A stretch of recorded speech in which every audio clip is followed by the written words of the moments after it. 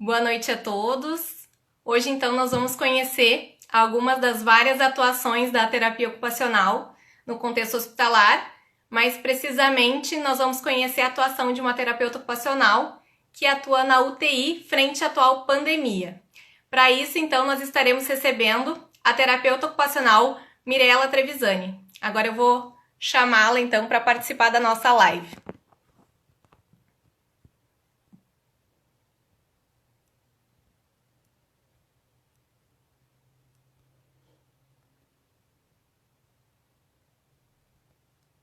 Vamos esperar, ver se a Mirella... Aqui.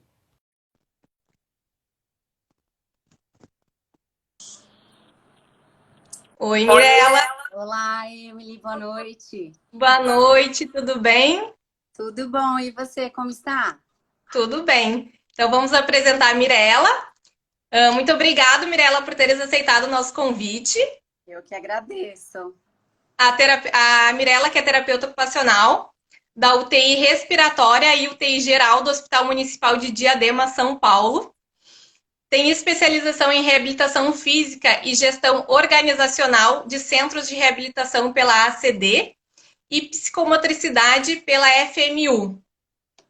Para iniciar, eu também queria deixar que todos que estão assistindo podem encaminhar suas perguntas nos comentários, que no final da live, então, a gente vai ter um tempinho para que a Mirella possa esclarecer e tirar as dúvidas.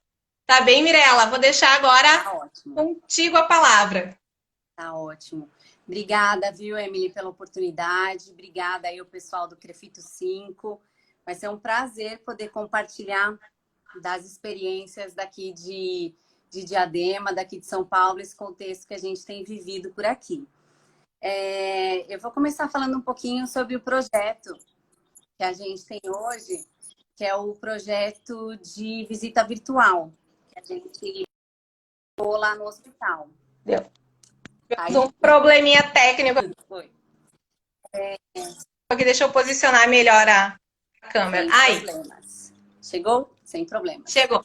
Então, como que aconteceu esse projeto, né? Por conta aí da pandemia, houve a restrição nas visitas, né? Tanto na UTI respiratória quanto na UTI geral. E aí, os familiares passaram a receber as notícias dos pacientes por conta de um boletim médico. Eles não fizeram por teleconferência, nada, eles resolveram receber esses familiares por uma vez por dia para passar essas informações. Esse boletim médico ele é acompanhado pelo serviço social e pelo serviço de psicologia. E durante esses atendimentos, né, logo após o boletim médico, os familiares são encaminhados, né, para o serviço. E durante esses atendimentos foi surgindo essa demanda, porque os familiares falavam: mas eu só vou receber isso do meu familiar, né? Eu só vou ter essa informação do médico, eu não vou ter mais nada, né? E chamou atenção a fala de um filho, né? A psicóloga recebeu desse filho: mas eu não vou ter mais nada, porque assim, esse pai já estava sob cuidados paliativos, e aí ele falava: eu não vou poder mais ver meu pai, porque a gente sabe qual que é o desfecho nos casos do Covid, né? Como que vai ser depois como ai, desculpa, me fugiu. Como que é na parte que vai para o morgue, vai na mortalha. E aí veio essa questão, e isso começou a gerar um desconforto geral na equipe. Aí a psicóloga encaminhou essa queixa para a coordenadora da UTI e nós começamos a pensar como que poderia se dar essa questão. Bom, enfim. É porque eles ficam completamente sem comunicação com os familiares, né? Completamente, completamente. E aí a gente começou a pensar como que a gente poderia fazer essa ponte entre o familiar e o paciente. Bom, aí a gente sentou, escreveu o projeto e aí a gente queria fazer de uma forma muito cuidadosa o uso da imagem desse paciente. Por quê? A gente teria que fazer uma mídia gravada, porque a gente não tem rede no hospital para que a gente pudesse fazer algo, uma teleconferência, por exemplo, algo em tempo real. Mesmo porque, dentro da UTI, a rotina, não, isso não seria possível. E também no caso dos pacientes comatosos, sedados, entubados, a gente não ia conseguir abarcar. Por exemplo, o caso daquela demanda que surgiu daquele paciente, desculpa, daquele familiar que passou para a Adriana, a gente nada poderia fazer por ele, né? A gente pensou, como que a gente vai fazer isso? Aí fizemos um termo de consentimento de uso de imagem, em que colocamos algumas regrinhas pré-estabelecidas de que toda a mídia que nós fizéssemos seria uma mídia que seria produzida apenas dentro do ambiente hospitalar. Nada disso poderia ser produzido fora do ambiente. Aquele que viesse não poderia fazer, posso tirar uma foto disso que está sendo produzido? Não, não pode. Posso gravar? Posso fazer? Não, tudo que fosse produzido do paciente seria só dentro do atendimento do serviço social e da psicologia. Isso para garantir que a imagem do paciente fosse preservada, mesmo porque nada nos garantia de que o paciente quisesse que aquilo fosse para fora do ambiente hospitalar. Então, como que se dá esse atendimento? O familiar chega logo após o boletim médico. Ele é tudo explicado para ele nesse termo. Então, alguns exemplos do que tem no termo. As mídias que são feitas são mídias curtas, tem no máximo 3 minutos, podem ser áudios, podem ser vídeos. O familiar ele pode trazer um áudio gravado, por exemplo, se ele quiser fazer um áudio do netinho, um áudio do filho, de alguém que não possa vir do hospital, ele grava. E aí a gente não troca o WhatsApp. A gente pega esse áudio e faz um áudio do áudio, né? Porque como que a gente faz? A gente criou um grupo da TO, da Psico e do Serviço Social. E dentro deste grupo, a gente condiciona essas mídias, né? Aí, bom, pois bem, eles vêm e aí a gente está explicando sobre o termo. Aí tem os 3 minutos, a questão de que nada dessas mídias podem ser exibidas num ambiente extra-hospitalar, que aqueles pacientes que estão entubados, sedados, a gente não vai produzir nenhuma mídia visual desse paciente, porque de nada nos garante que esse paciente queira que essa imagem dessa forma seja exibida. Então, um paciente que não tem uma capacidade de comunicação verbal efetiva, em que ele consiga dizer, eu quero que a minha imagem seja exposta lá fora dessa forma, a gente não produz uma imagem dele, né? Se o familiar cá deste lado queira fazer algo, queira fazer um vídeo para mostrar lá dentro para ele, ok, dessa forma a gente faz. Mas de lá de dentro para fora, a gente não tem como garantir. Isso também foi algo que a diretoria, algo que a gente conversou também com o setor de comunicação do hospital. A gente foi atrás de bioética, todas essas questões para proteger, garantir a singularidade do sujeito, para fazer tudo de uma forma bem coesa, bem correta, para que não houvesse nenhum deletério para quem estivesse lá dentro, né? A gente pensou, a gente precisa proteger quem está aqui, a gente quer levar um benefício, né? Não trazer nenhum malefício para nenhum paciente ou para qualquer familiar. Porque uma coisa é quando o familiar entra, toca, vê, está próximo e aí vê lá que está entubado, que tem uma sondinha no nariz, que tem aquele edema. Outra coisa é a gente mostrar uma foto ou mostrar um vídeo, né? Ele não vai ter o benefício de tocar, de sentir. Então, talvez uma imagem traga uma sensação, um desconforto que quando você vê ao vivo, quando você está próximo, você pode falar, você pode estar junto, você consegue conter, né? Aí você tem, por exemplo, um técnico que vai estar do lado, que vai poder explicar o que é tudo aquilo. Não que, por exemplo, que à tarde que a Adriana ou a Cirlei, que é assistente social, e a psicóloga não vão fazer isso também. Mas uma imagem, né, um retrato do momento, às vezes não consegue segurar aquilo que é do ao vivo, né? Então a gente falou, não, e como a gente também não consegue garantir que um paciente, ele quer mesmo, já teve o caso, por exemplo, de um paciente que voltou, né? A gente foi fazer uma mídia dele e falou, não, eu não quero que a minha imagem chegue assim lá fora. Se quando ele estava bem ali, ele não queria que fosse daquele jeito, imagine se eu falasse para ele, não, mas olha, seu familiar já te viu desse jeito antes, quando você estava entubado, quando você estava de outra forma. Então, assim, como a gente não tem garantia, a gente faz outro tipo de mídia, a gente leva outro tipo de informação para esse familiar lá fora. E aí a gente ficou, o que a gente vai levar para esse familiar lá fora desse paciente que está comatoso e sedado? Bom, aí aconteceu, vamos lá, às vezes eu dou umas voltinhas e vou costurando, tá, pessoal?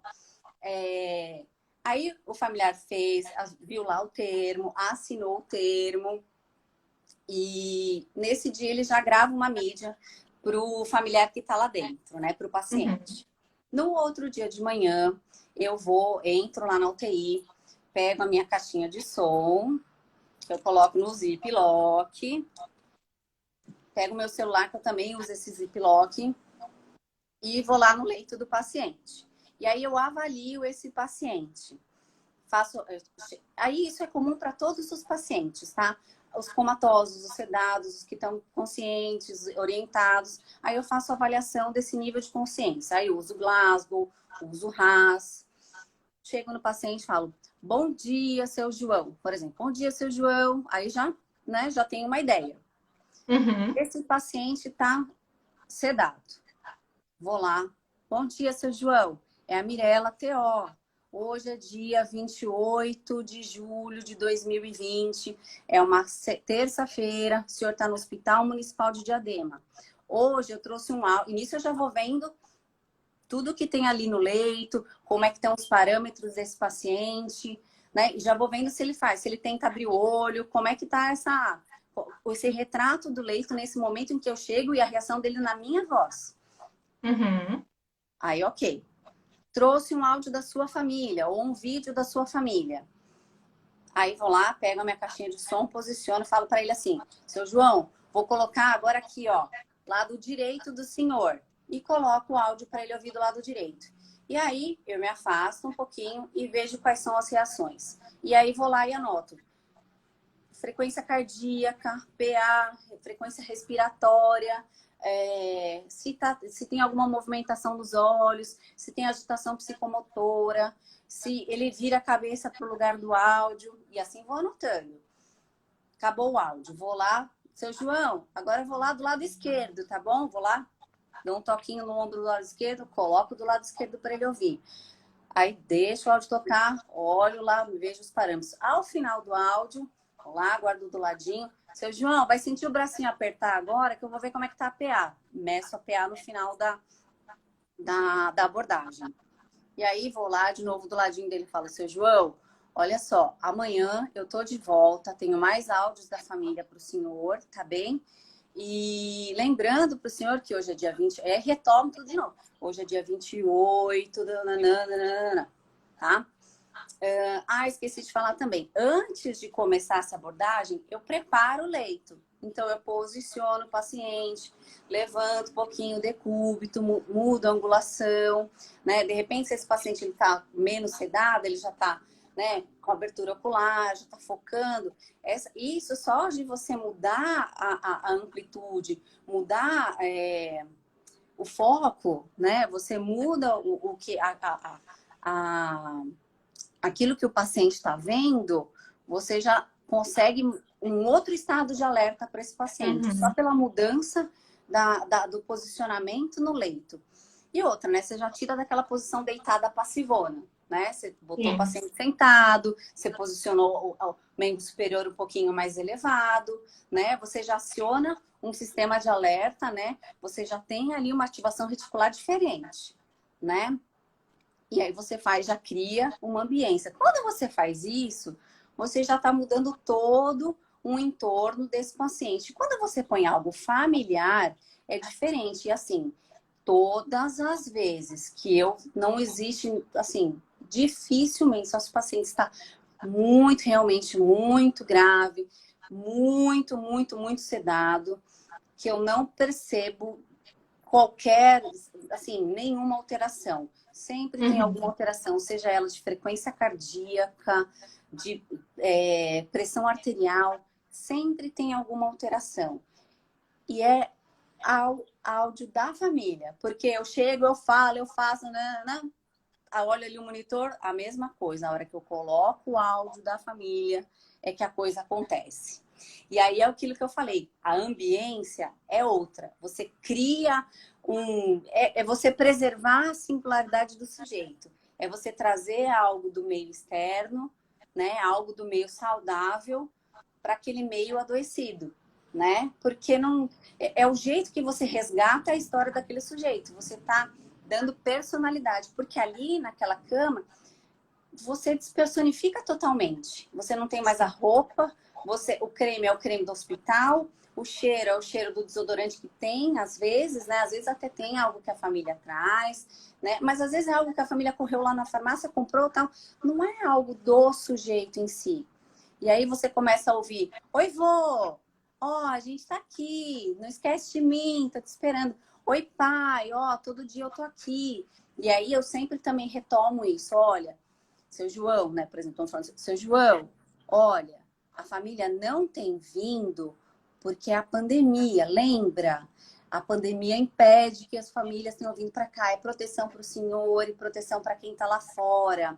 Não está abandonado, tá bem? Olha só, escuta o áudio, presta atenção no que está falando, né? Só essa combinação de inputs sensoriais aí já é sabido, né, que diminui a incidência dessas memórias confusas, ilusórias no ambiente, né? Ela já, isso só por si só já diminui a incidência de estresse pós-traumático do paciente, né? O fato de você falar para ele, ó, tô indo de um lado, tô indo para o outro, você tá fazendo essa alternância, né? Você já consegue estimular sensorialmente. Isso, para mim, essa estimulação sensorial é mais do mesmo, né? Eu já fazia isso anteriormente, só que essa estimulação sensorial agora no nível afetivo é que tem feito a diferença, né? Porque antes eu pedia para a família, quando eu tinha oportunidade, né? Porque eu fico no período da manhã. E assim, a visita ocorre à tarde. E aí, das vezes que as famílias vinham para conversar qualquer coisa de manhã, tal, eu já, vamos lá. Aí pegava, que música que ele gosta, me conta uma história. Aí eu ia lá, falava do nome do cachorro, do não sei o quê, da filha, tal, traz foto. Isso eu já fazia anteriormente. Hoje a gente não consegue trabalhar com foto por conta, né, de contaminação de material, etc. e tal. Mas essa coisa do auditivo e visual, eu já fazia, mas a estimulação sensorial afetiva tem sido assim para mim, sem contar que dia a dia é nó na garganta, é arrepio, porque você vê. Eu cheguei a contar para você de um caso, né, de um paciente que estava super nível de sedação RAS-5, né? Propofol, fentanil, dormonide, atracúrio, com droga vasoativa, paciente super grave, dobutamina, noradrenalina, aquela árvore de Natal do lado, assim, aquele paciente que você chega, né?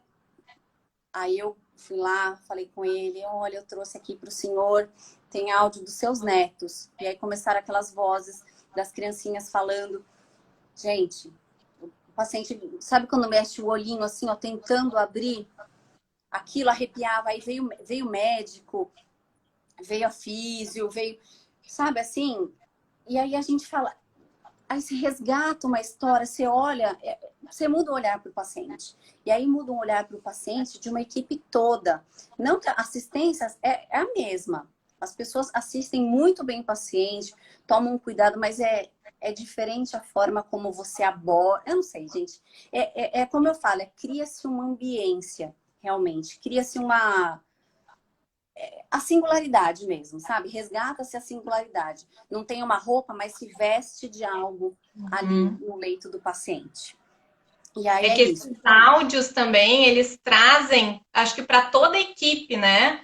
A história daquele sujeito, as vivências daquele sujeito, humaniza o cuidado. Humaniza o cuidado, porque é assim, todos se envolvem, né? As pessoas elas se envolvem com as histórias, e aí, tipo, principalmente quando vem áudio de criança, sabe? As pessoas se tocam, as pessoas se emocionam, e tudo bem, né? A gente é de carne e osso, a gente acompanha as histórias, e é bom também a gente, né? A gente não pode paralisar, né? Uhum. Diante disso. Mas a gente a gente pode sim, né, se deixar tocar, né? E,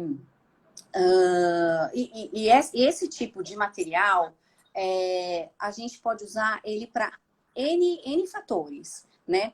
Então, por exemplo, nesse caso desses pacientes, para essa estimulação sensorial, já teve casos de eu usar esse material junto com a físio para desmame ventilatório, né? Então, a gente usar para estimulação cognitiva para ajudar o paciente a acalmar, a entrar melhor ali num desmame, conseguir para a físio vir estubar tranquilamente, poder fazer o trabalho da forma mais tranquila, mais amena, conseguiu estubar o paciente, ela continuou fazendo o trabalho, fez lá não invasiva, treinou o paciente, fez tudo o que precisava fazer, depois eu continuei os outros atendimentos, voltei e consegui ainda fazer um vídeo com a paciente para mostrar para a família lá fora, tipo, olha, que vitória hoje, né? Foi um vídeo curtinho, né, para preservar, porque, né, não era bom nem forçar nada ainda, mas conseguiu mandar um beijinho para a filha, tal, e,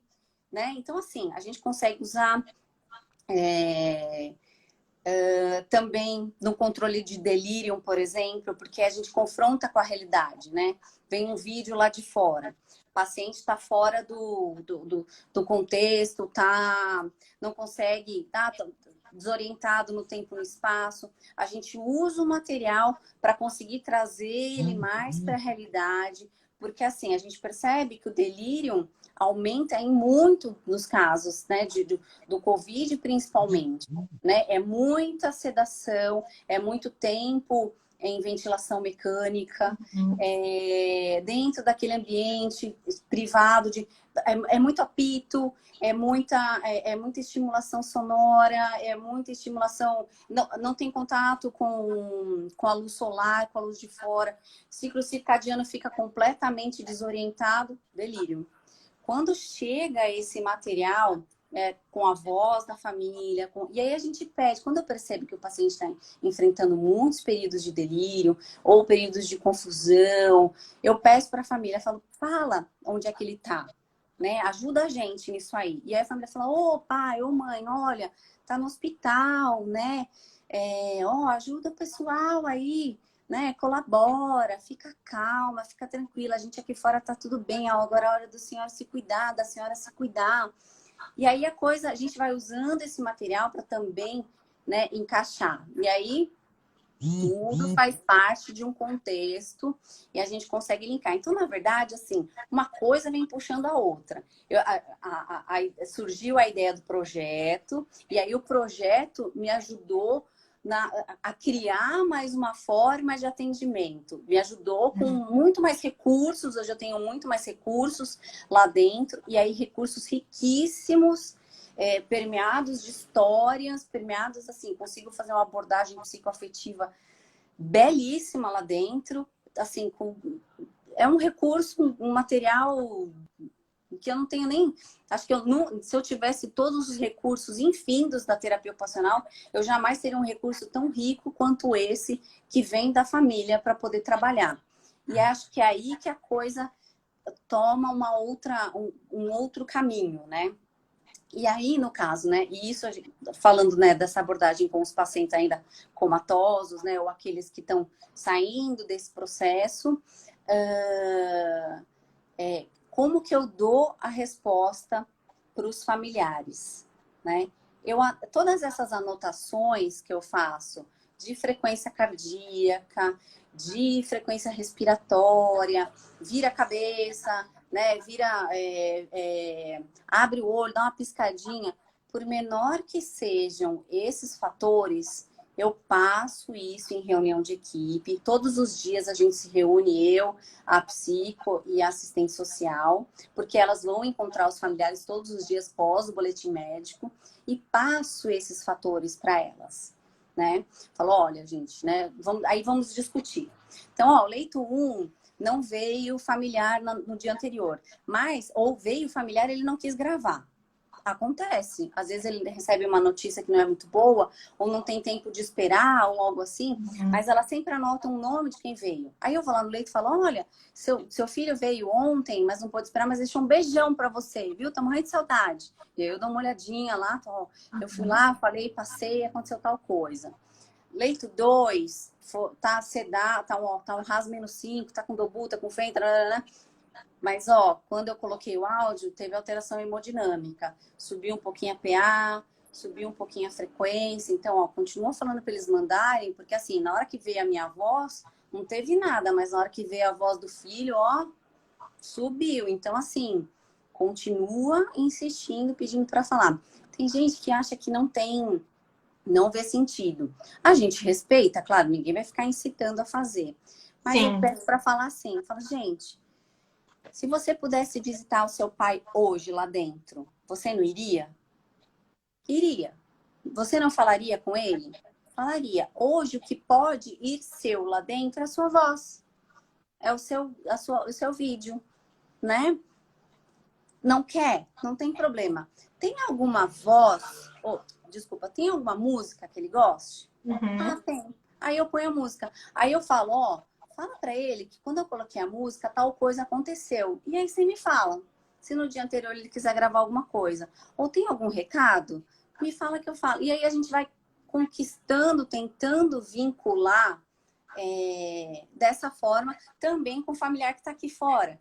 Para ver se consegue levar alguma coisa lá para dentro, além daquilo. Aí, por exemplo, leito 3. Ah, o leito 3 estava orientado, consciente, fora de delírio. Porque também, assim, por exemplo, o paciente está delirante. Não conseguimos. Fui lá, fiquei um tempão tentando conter, estimulando, fazendo um resgate de histórico pessoal. Fiz treino de orientação, espaço-temporal. Fiz alguma atividade psicomotora, tentei de tudo, o paciente não encaixou. Não vou fazer um vídeo desse paciente, por mais que ele tenha uma comunicação verbal ok, não vou fazer um vídeo desse paciente delirante, simplesmente para mostrar para a família, porque eu vou expor uma imagem que não é legal, né? Se eu conseguir que esse paciente fique ok, eu posso até fazer uma foto dele para que a família fique mais tranquila aqui do lado de fora. Mas se eu percebo que esse paciente não está legal a ponto de eu produzir algo dele lá fora, eu não vou fazer mesmo, porque é aquilo que a gente havia combinado lá atrás, né? Tá lá no termo. Se não estiver bem, ou hemodinamicamente instável, ou eu posso oferecer qualquer risco a esse paciente, eu não vou fazer, né? Então, isso também está muito bem acordado. Isso é uma coisa. Aí fui lá, fiz, consegui. O paciente ficou ok. Ah, fizemos um vídeo resposta. O vídeo foi para o familiar viu o vídeo. Ai, ótimo, então tá bom, agora a gente vai apagar. Então a gente mostra o vídeo, apaga o vídeo. No dia seguinte a gente vem com uma mídia sequente, né? A gente não pode ficar com nada arquivado desse paciente, justamente pela segurança, para não ter que ficar, para não ter nada, para que ninguém venha depois questionar esse vídeo pra gente, né? E, bom, o que mais? É uma questão de ética, né? Da utilização da imagem. Exatamente, exatamente. E aí, contando, por exemplo, de um caso. E aí a gente explica muito bem uma coisa que é a seguinte: existem casos em que, por exemplo, eu vou no leito do paciente e o paciente mostra uma resposta. E aí, o médico, durante o boletim médico, ele dá uma notícia muito triste para o familiar, ou muito preocupante, muito grave, o paciente está muito grave. E aí você fala assim, poxa, mas aí a TO deu algo conflitante, porque ela me fala que, né, que houve uma resposta, e aí o médico fala uma coisa, a gente deixa muito claro o seguinte: aquilo que acontece durante o atendimento é uma resposta ao estímulo, não é uma Uhum. melhora clínica, né? E isso a gente faz questão de deixar muito claro para o familiar. Aquilo é como se você chegasse, é algo de significado, não é aquilo que a gente está falando? Então, assim, quando você chega, e sabe a mãe que sopra o machucado do filho? Uhum. A gente está falando sobre significado, sobre carinho, sobre afeto. É isso. Então, às vezes, o que chega para o paciente é um acalanto, né? É o que vem do família, é o respiro. Então, naquele momento, trouxe uma tranquilidade. Conforto, né? O conforto de ter uma voz, alguém próximo, um familiar, durante aquele Exatamente. processo tão doloroso que é a UTI, né? Exato, exatamente. É algo familiar no meio de tudo aquilo. Tem gente me tocando que eu não conheço. Eu tô sendo cuidada a cada momento por alguém. É uma voz que eu não sei Barulho. quem é. Eu viro para um lado, viro para o outro, sabe? Eu viro para um lado, tá aqui, tá à beira da cama, a grade tá baixada, sabe? Eu viro, eu tenho dor. Eu tô com um tubo na boca. O que que tá acontecendo? Eu não sei, porque até ontem eu tava na minha casa, né? E assim, um relato constante dos pacientes é tipo, na hora que eles conseguem se comunicar é onde eu tô? O que que é isso? Esses dias mesmo eu tava atendendo um senhor, é ele, o que que tá? Ele fazia assim, né? Porque ele tava com uma restrição. Por quê? Confuso, tracostomizado com sonda. E aí eu fui explicar para ele, eu falei, o senhor tá com uma restrição por conta dessas invasões, por conta de tudo isso que o senhor tá, porque se o senhor acidentalmente puxar algo, o senhor pode se prejudicar. Uhum. Ele entendeu aquilo que estava acontecendo com ele. Eu falei, o senhor quer ver? Aí ele fez que sim, com a cabeça. Aí eu mostrei o que era. Ele entendeu o que era, porque assim, e isso a gente tem que fazer inúmeras vezes durante o dia, porque ele vai entender naquele momento, dali 1 hora, 2, 3, ele vai esquecer e ele vai questionar novamente. Uhum. E assim, e isso também, você explicar para o paciente aquilo que está acontecendo, aquilo, o porquê, né? Isso também garante um vínculo, uma confiança, um algo mais com o paciente, também é uma forma de você tranquilizar e conseguir trazer, orientar ele melhor naquele ambiente que ele está inserido. Porque a hora que ele começar a entender que ele está tracostomizado, que tem uma sonda, ele vai começar a entender também que ele está no hospital, que ele está sob cuidados, que o estado de saúde dele é grave, que agora ele está conseguindo mexer a mão e a perna, mas olha, até ontem eu estava precisando disso aqui para respirar. Então, a coisa aqui foi feia, sabe? E Uhum. aí você começa a entender melhor os processos, né?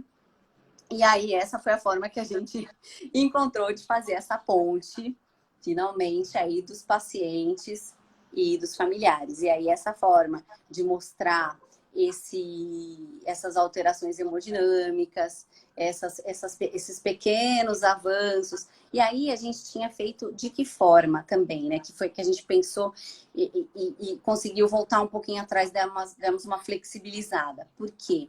A gente tinha colocado que só faríamos vídeos e mídias visuais daqueles com capacidade de comunicação verbal efetiva.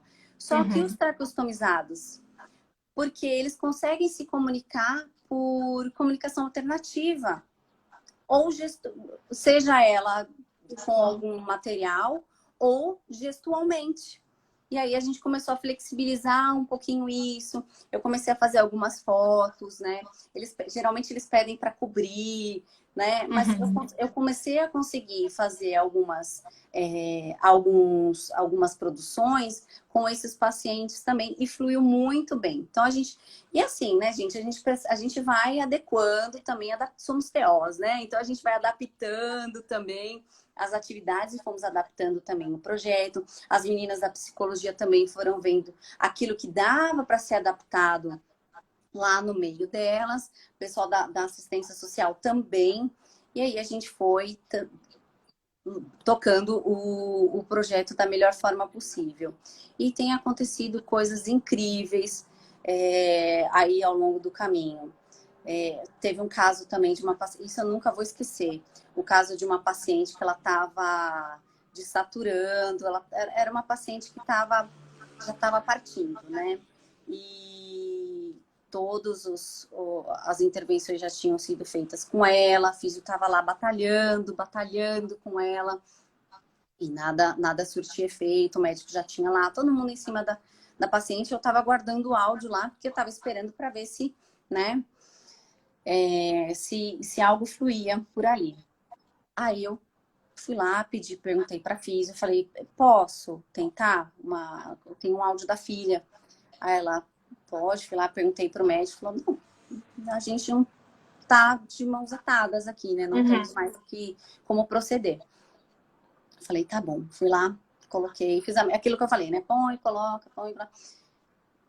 A saturação dela estava 79. Aí começou 81, 82, 83, 83. Foi subindo.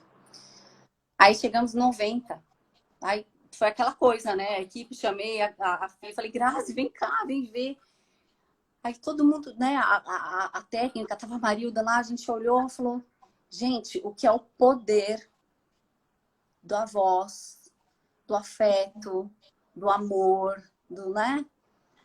E aí, ok, essa paciente foi a óbito na manhã seguinte, mas assim, poder dizer para a filha, olha, você foi o conforto da sua mãe, momentos antes da partida dela, isso eu acho que, eu não sei, eu creio que se eu passasse por uma situação dessa, se eu tivesse a oportunidade de levar algo, eu ia ficar, eu acho que dentro de mim algo ia ficar muito tranquilo também, se eu pudesse ofertar isso a alguém. Com certeza, é o conforto naquele processo de partida, né? Exatamente, é uma despedida. A gente sentiu ali como que uma despedida, né? E aí, a gente, com esses pacientes, né, que aí já estão num processo para saída da UTI, né? A gente já inicia um processo de reabilitação. Usa também esses recursos, né, para incentivar esse paciente a participar um pouco mais do seu processo, né, e todo paciente ativo no seu processo de reabilitação, de cura, é um paciente, né, que tem mais sucesso, né, a gente percebe um paciente mais motivado, é aquele paciente que é mais ativo no seu processo de reabilitação, de cura, né? Aí a gente começa a pensar também no processo de reabilitação em que a gente favorece um desempenho ocupacional, começa a resgatar papéis ocupacionais, e aí a gente começa a pensar também que não é só vencer um Covid, né? Não é só vencer uma fase aguda da doença. Aí a gente começa a pensar em toda a reabilitação desse paciente, e percebe que, assim, a gente precisa pensar muito na análise da atividade nesse momento. A gente vai precisar simplificar muito as atividades para esse paciente, porque são pacientes que, assim, desaturam, cansam, fadigam de pegar o mingau e levar 3 colheres de mingau na boca para fazer um mínimo treino de alimentação. Então, assim, na hora de reabilitar esse paciente, a primeira coisa que a gente tem que fazer é favorecer uma autonomia desse paciente, sentar com ele e definir prioridade. O que você quer fazer? O que você quer participar? Aonde a gente vai começar e definir com o paciente aquilo que você vai fazer. Porque, assim, não vai dar para fazer tudo. A gente não vai conseguir... primeiro que, assim, dentro de uma UTI, a gente vai iniciar um processo de reabilitação, né? E ele vai continuar um tiquinho na enfermaria. Ele vai reabilitar em casa, né? E assim... Eu acho que essa parte da reabilitação é algo bem importante a gente trazer, que dentro da UTI já se inicia um processo de reabilitação, né? Exatamente. Já traz ele como protagonista no seu processo de reabilitação, no que ele vai querer reabilitar, o que ele já quer iniciar ali, para depois dar sequência em outras instâncias, né? Exatamente, exatamente. Porque, assim, os pacientes vêm com uma queixa. Primeiro que, assim, é uma perda de força importantíssima, uma incoordenação importantíssima. Então, assim, se a gente não priorizar, o paciente não consegue fazer absolutamente nada, e aí é depressão, é um paciente que vai desistir e aí de nada valeu vencer o Covid porque eu não consigo fazer nada. Eu tive essa doença, ela me privou do contato da minha família. Eu cognitivamente, assim, muitas queixas cognitivas, memória, desatenção. Então, é um paciente que a gente vai ter que trabalhar ele globalmente. E a decisão nas prioridades também é um trabalho cognitivo, um trabalho de resgate.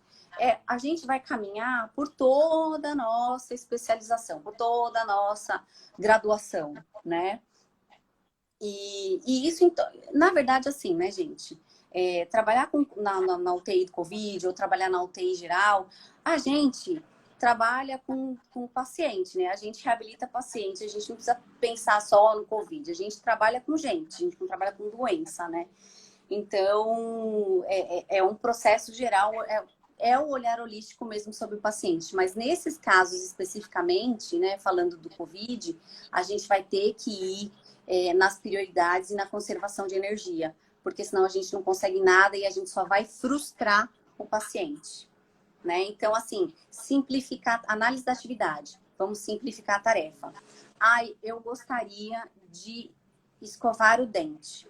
Ótimo, vamos escovar o dente. Eu vou ter que preparar toda a atividade para você. Dentro de um ambiente de UTI, o paciente nunca vai ser independente com certeza, né? Mas ele pode ter autonomia de escolher o que ele quer fazer, né? Então, assim, vamos facilitar. Vou preparar tudo aqui para você. Vou colocar bacia, vou colocar tal. Já vou deixar a pasta aberta, tá bom? Já vou colocar. E aí você vai fazer a atividade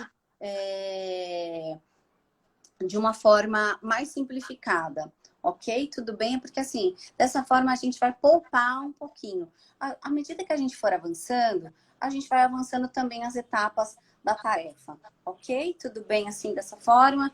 Aí você vai ficando um pouquinho mais independente com o passar do tempo.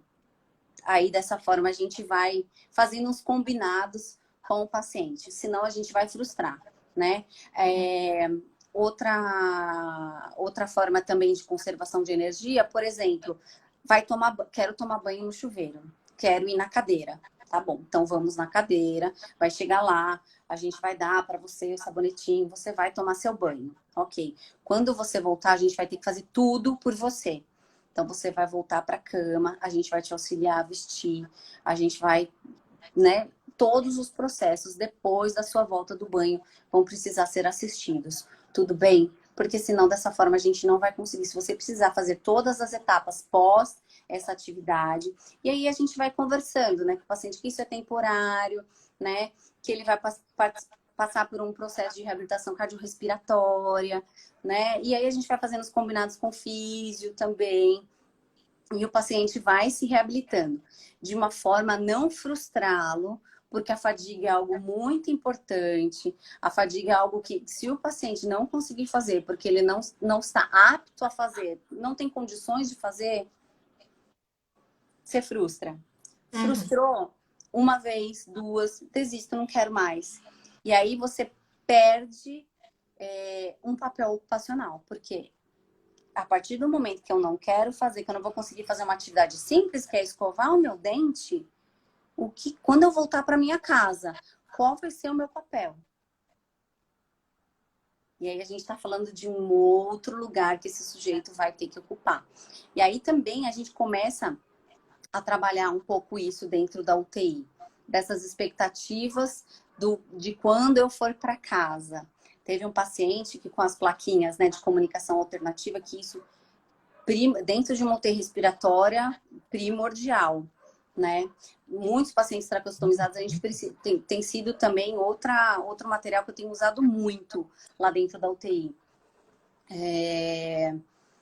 Ele trouxe essa questão para mim, como que eu vou para casa se eu chego em casa e minha mulher é super dependente de mim? E aí a gente estava trabalhando essas questões do cuidar, né?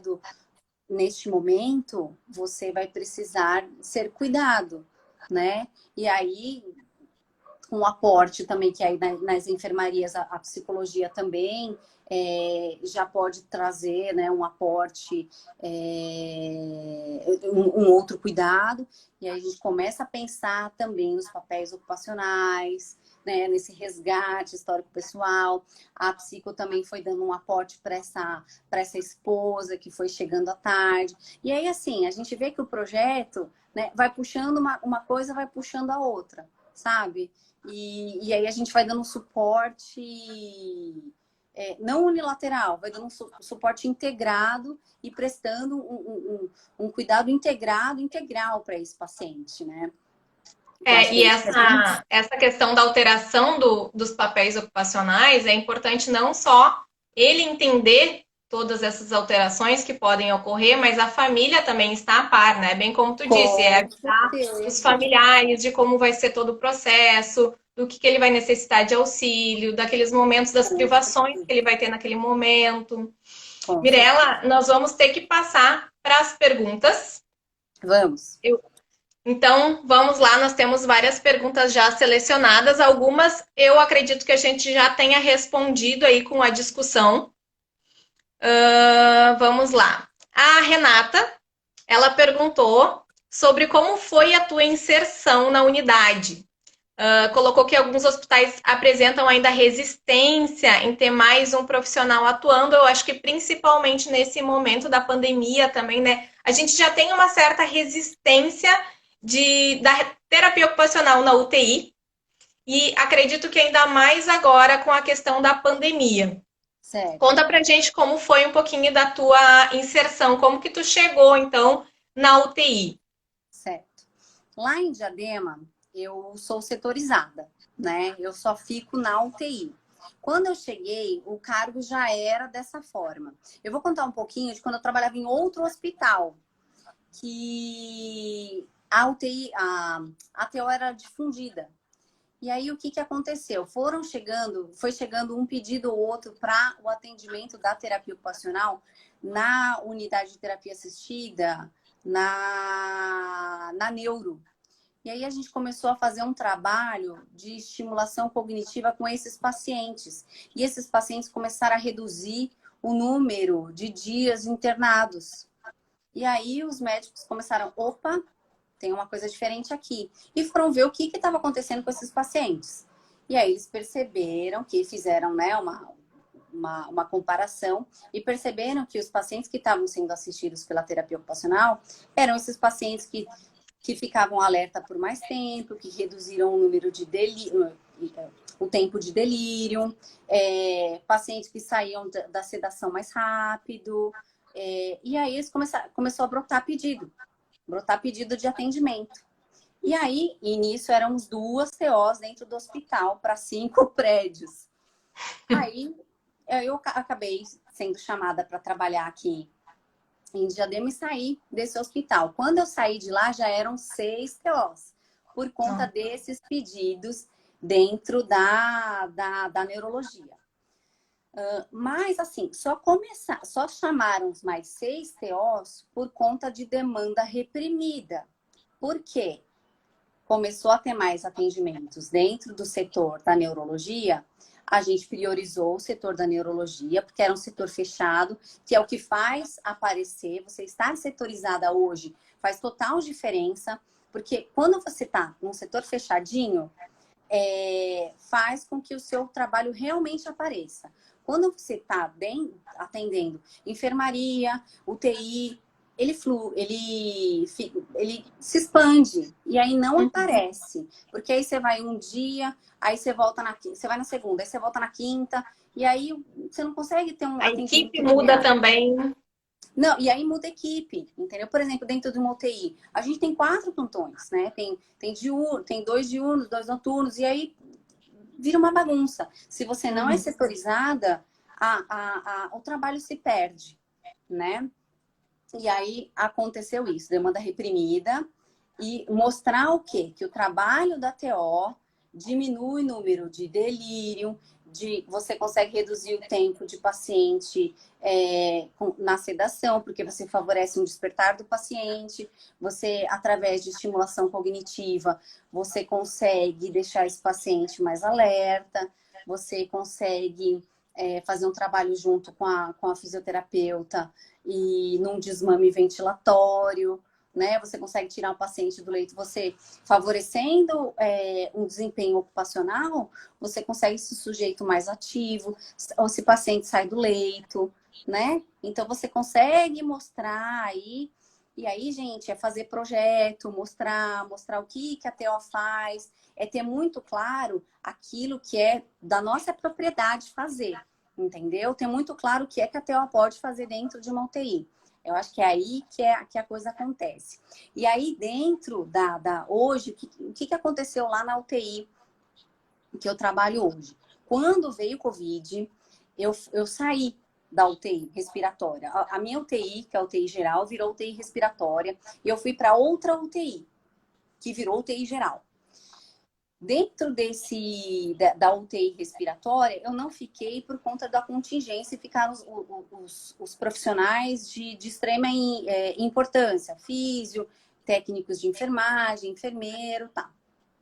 Pois bem, o que começou a acontecer? O enfermeiro veio conversar comigo, alguns outros técnicos vieram falar comigo. Como assim? Você não tá? Tem paciente que está com delírio, paciente que está perdido no tempo e no espaço, tem paciente cheio de edema, paciente que precisa posicionamento no leito que não está adequado, tem muita úlcera, tem isso aqui. Aí eu falei, nossa, que legal! Né? As pessoas entenderam. Por quê? Porque faz total diferença você ser setorizado. E aí, quando veio o projeto, eu voltei lá e aí faz sentido novamente o trabalho. Porque assim, eu nunca achei que eu tinha que sair de lá, mas houve, né, toda essa... No começo teve realmente essa coisa do precisa ficar restrito o número de funcionários, a gente entende, né, que teve toda uma mudança de visão dentro da estrutura do serviço, mas depois houve também como estão esses pacientes, né? Quais são as características? E aí surgiram essas características, né? Surgiram essas características das características cognitivas, dessas características também psicológicas, dos papéis ocupacionais, da iniciativa, da volição, de tudo isso, né? E eu achei muito interessante e fiquei muito feliz quando eu ouvi essa fala mas como assim você não vai ficar aqui? Né? É o seu lugar aqui. Aí eu fiquei muito feliz, porque assim, as pessoas entenderam o que faz a terapia ocupacional, né? Que faz diferença no nosso trabalho. E eu nunca achei que não era meu. Quando aconteceu toda essa história do Covid e o que acontece, né, dessa quebra de rotina, dessa privação dos pacientes com os familiares, né, das características dos pacientes, eu falei, mas como que eu não vou estar aqui? E eu ficava indignada de não estar lá. Mas, né, ordens são ordens e a gente, né, e eu entendo, né, da forma como aconteceu, mas fiquei extremamente feliz quando eu pude voltar, né? Sim. E a gente sente muito essa falta, muitas vezes, né, da valorização da própria equipe, dos profissionais. Então, quando eles querem, quando eles perguntam, quando eles entendem o teu papel lá dentro, é uma satisfação saber que o teu papel está sendo bem feito, né? A tua Com atuação está certeza. mostrando mesmo o que é a terapia ocupacional. Claro, foi um processo, né? Mirella, Foi uma construção. nós, infelizmente, já estamos quase fechando 1 hora. O papo tá muito bom. Eu sei que assim, ó, nós temos muito mais para conhecer do teu trabalho. Tu tens também aquele outro projeto do protocolo de posição prono, né, que nós queríamos falar um pouco mais sobre ele, mas infelizmente Tudo o aqui, ó. Instagram fecha, tá ali já com os materiais separados. Quem sabe a gente pode, numa próxima oportunidade, né, tá conversando mais. Mas o Instagram, em 1 hora, infelizmente, fecha a nossa live e a gente já tá. Falta 4 minutinhos mais ou menos para a gente fechar 1 hora. E eu queria agradecer muito. Acho o teu trabalho é lindo, lindo, lindo demais. Tu sabe que eu sou fã. E eu estava esperando muito para a gente trazer, então, para que todas as terapeutas ocupacionais, enfim, todos os profissionais que estão nos escutando, né, possam conhecer mais sobre a terapia ocupacional e principalmente sobre a atuação da terapia ocupacional na UTI, que precisa tanto da divulgação desse trabalho, a gente tem tanto para caminhar ainda, né, para se inserir nesse espaço. Claro que vamos aos poucos, vamos tentar nos inserir nos hospitais e depois na UTI, quem dera todos os hospitais hoje já tivessem o profissional. A gente conta com a RDC de 2010, que ainda não tem com obrigatoriedade, né, o terapeuta ocupacional, mas fala muito do cuidado integral, do cuidado interdisciplinar, e lá no artigo 23 cita a terapia ocupacional. Então, acho que é por esse meio que a gente tem que caminhar e lutar pela inserção da terapia ocupacional nesse contexto. Exato. Então, muito obrigada por compartilhar os seus saberes, as suas experiências. Obrigada a todos que estão nos acompanhando. Eu queria informar que essa live ela vai ficar disponível nos canais de comunicação do Crefito, né? E que nessa próxima quinta-feira a gente também tem outra live, que é atendimentos ao público infantil, o que mudou com a pandemia.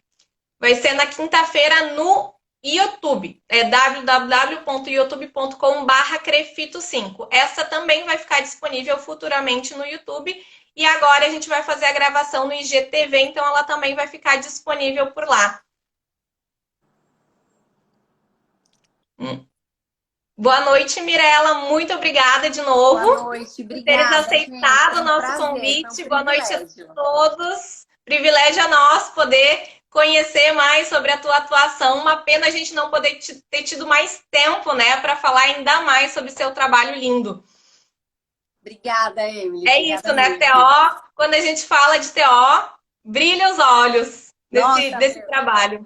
Minha paixão, minha atuação na UTI, eu sou apaixonada. É um privilégio trabalhar com o que se ama, é um privilégio poder falar da TO.